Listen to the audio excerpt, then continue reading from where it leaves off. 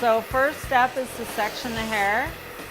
Second, to choose the tools that you're going to use. And I usually determine the brush by the length of the hair. The shorter the hair, the smaller the brush. The longer the hair, the bigger the brush. I always start at the roots, flick with the dryer. What is very common is people have a tendency to over dry the ends and the roots are still wet. So what happens when you do that is there's no volume in on the roots. Once you go out a half hour later, all the volume collapses if the hair is still damp at the base. So when you look really close, you're gonna see that this is super dry here, and it's also lifted off the scalp a little. There's a little bounce to it. It's not just dropped flat. So I went around the whole perimeter of the hair and blow dry that area first. And now I'm taking down the midsection and drying that next. So this is the second section. The first section was the entire perimeter of the hair. I dropped down first. I even dropped down the front because a lot of people do not want their bangs to dry all funky. So if that's the last thing you blow dry the whole back and not the front, then the front could be all dried in a bunch of different directions. It's a little harder to shape and style after it's dry, so you'd have to re-wet it.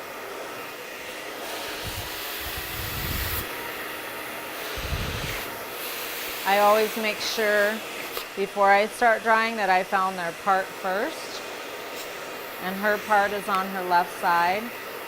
You don't want it to sit there wet and dry on the right side and then have to re-wet that also.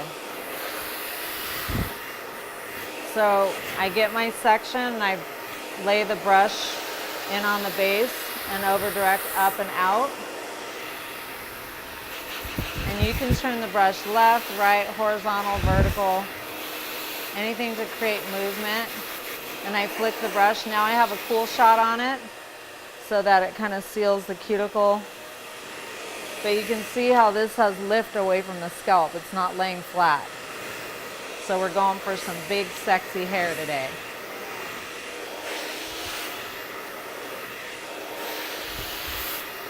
And I usually subsection, so I work in one area at a time. I'll usually start from the right and work around to the left, or from the left and work around to the right. So that way I don't get lost in what I'm doing and leave a section out or forget pieces and parts. A lot of times too, when hair is this long, I'll wrap it around the brush twice. That gives me a good amount of tension. And pull till you hit the ends and then work it back. And at this point, I put on a cool shot. Again, that lays down the cuticle and makes the hair a little bit shinier. But you can see the bounce. She's got her bounce back.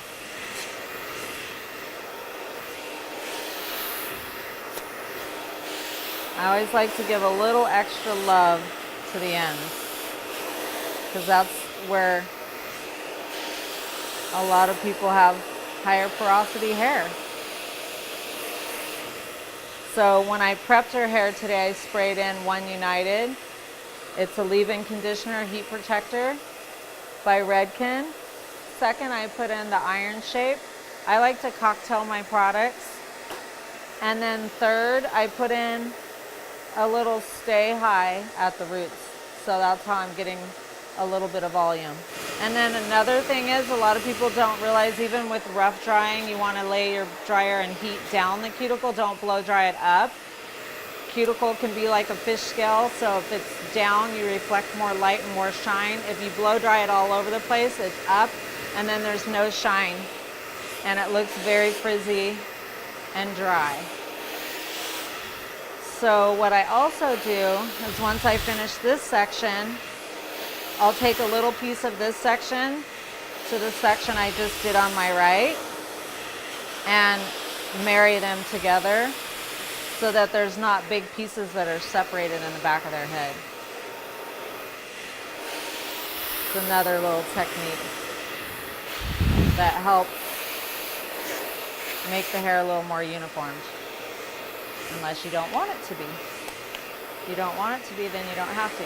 So now I took a little from the left and a little from the right. The section I already blew dry, the first section and the second section, and I am drying them together.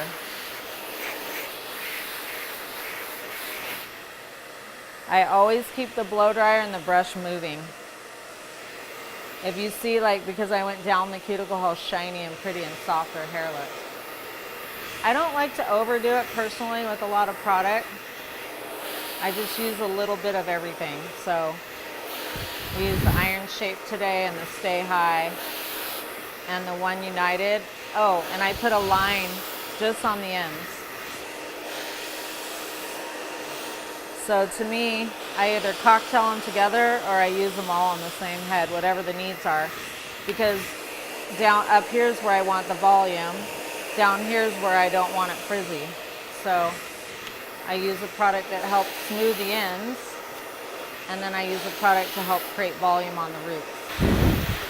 Tension is important. If you're just gonna lightly pull on the hair, it's not gonna really, a nice gentle stretching helps create a smoother surface. It gives it definitely a smoother look to the hair, and it pulls out any wave or curl that's in there. So now I'm taking a piece from the back to the front, and if you see, I kind of whip the hair around the brush, the round brush, so that right there created an opportunity to have a little more tension. So I'll demonstrate that again. Piece from the front and the back, whip it around, get the blow dryer behind your brush, and pull it all the way through the ends, and sometimes give a little extra love to the ends, because that's where the cuticle's a little more expanded.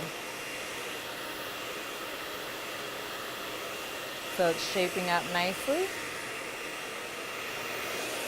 Now the third section I'm just going to cut in half. I don't believe that these partings have to be perfect. You just kind of have to have a plan. It's not like the end result is a precision haircut. It's the blow dry.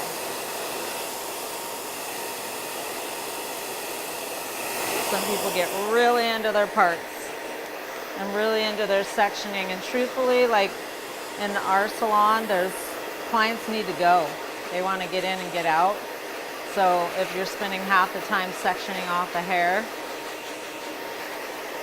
that almost doubles the service. It's hard to make money that way in my mind.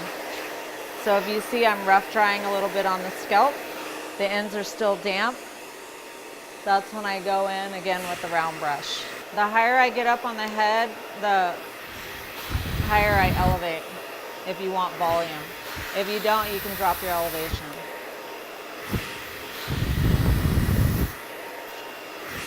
I start at the base, get the dryer behind the brush, and follow it all the way through to the ends.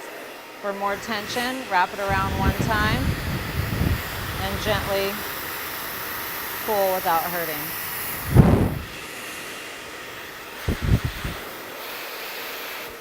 That takes out, you can see she's got quite a wave in her hair, and that's how I get the wave out of her roots, is through tension and heat. Just so I don't have to section a bunch, I just do the top section and work my way down so I can push the top section over to the right. And it makes room for me to go down to the next section. While I have the tension, I slide the brush underneath, and it gets the bottom underneath good and dry too. And at this point, you can set the brush on the head and do a little cool shot to cool down the hair. And then just to kind of keep the body in it, I twist it in a circle and set it aside. So it'll kind of set right there while I'm working on the rest. I get the bottom, get the top. One thing you'll notice is that I always keep the brush and I always keep the blow dryer moving. This direct heat won't hurt it, and as long as you keep everything moving. Now I'm going to do a cool shot to cool down her hair. Again, twist it in a little swirl. Easier said than done.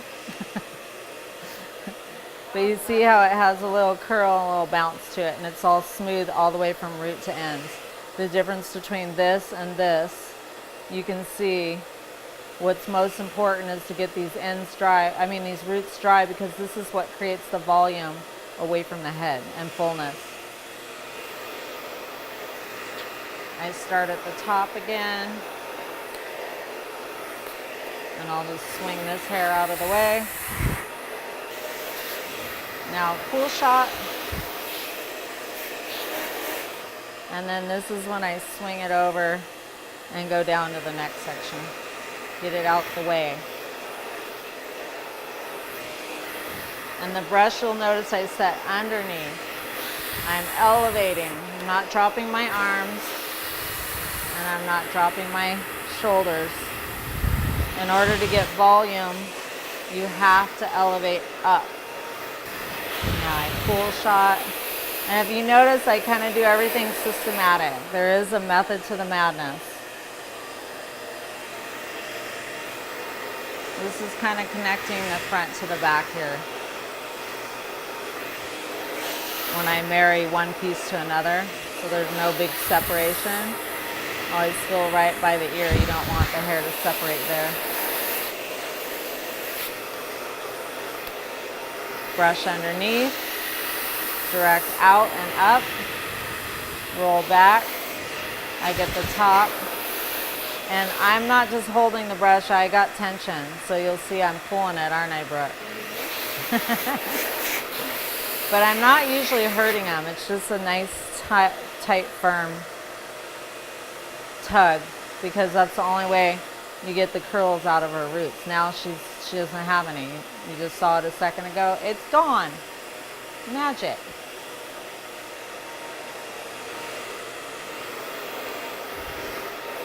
And I do go back and kind of feel, I felt just now like there's still a little water, a little moisture. Sometimes the blonder the hair, the higher the porosity, the more it holds on to moisture. You would think it'd be the opposite, but real thick, healthy hair has usually a tighter cuticle and water rolls off more. With us blondes, we're more porous, so it's like a sponge. It holds the water, so you gotta sometimes dry a little longer with a blonde than a brunette. So again, I'm gonna take the top section. I'm not gonna be all perfect about it. Separate it, and I'm getting down to my last two sections. And then what I'm going to demonstrate for you, I'm going to do half her head with a curling iron, a wand, and the other half with a flat iron, and show you how to curl hair with a flat iron, which is not a new concept. Some people just like to see it done, so I'm going to show you. I have a lot of people asking, and so this way, instead of me demonstrating, I'm going to put this up on my website and everyone can check it out. A little rough drying. Usually I rough dry the whole head and then section off is my method. Again, start from the roots and work all the way through the ends. Don't stop when you get to them. The ends need more love than the rest of the hair, that's for sure. And I'm going to show you, to give a little extra bump on the top, what can be done. You just take this like it's a roller, and you tuck it under and pin it. And then you let that set. I know you're not supposed to put pins in your mouth, but I do all the time. You can set it higher up, lower. The higher up, the more volume. The lower, it'll lay a little smoother. But I just want to give you an example. And you can pin it with anything. You can use your separator clips. You can do a Velcro roller. Anything just to give it a little bump. And I usually just do that off the crown to give them height. and volume on the top. Who doesn't want a little bounce? Take it off the brush while it's still hot. Roll it like it's a pretend roller. You don't really even have to have a roller, it'll hold the shape. So I'm going to split this in half, and this will be 2 sections. And I'm using the large brush today. And I'll go over the different sizes in just a second.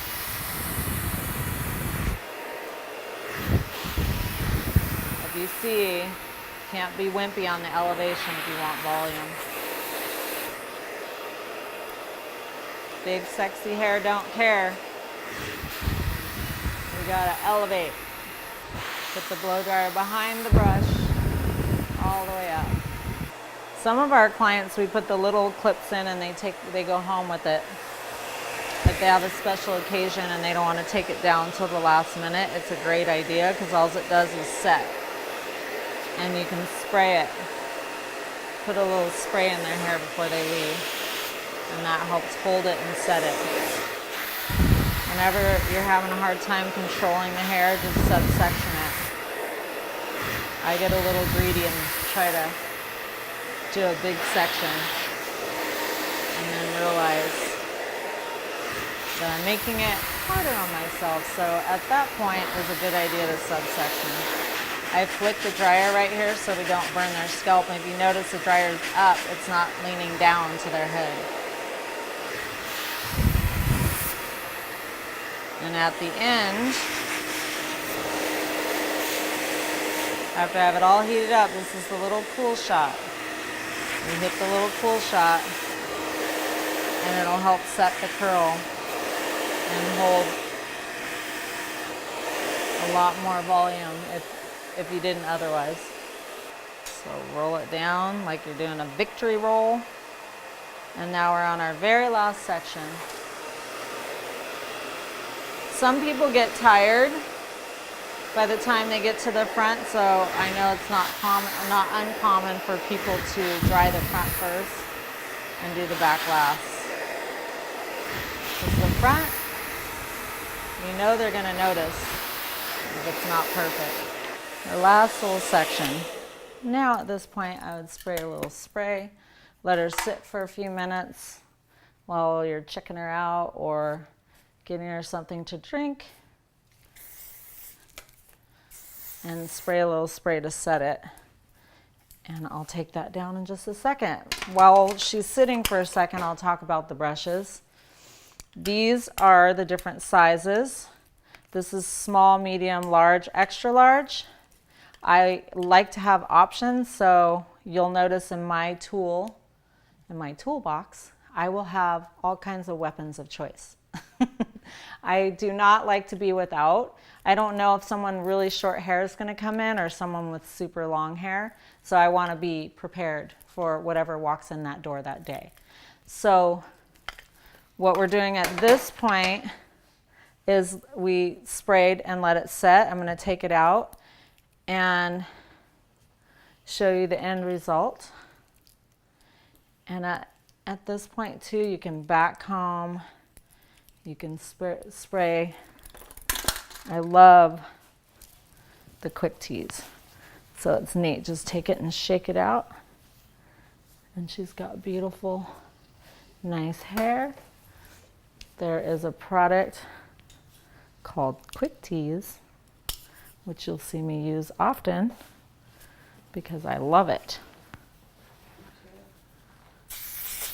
It's kind of creates texture and hold, I have noticed.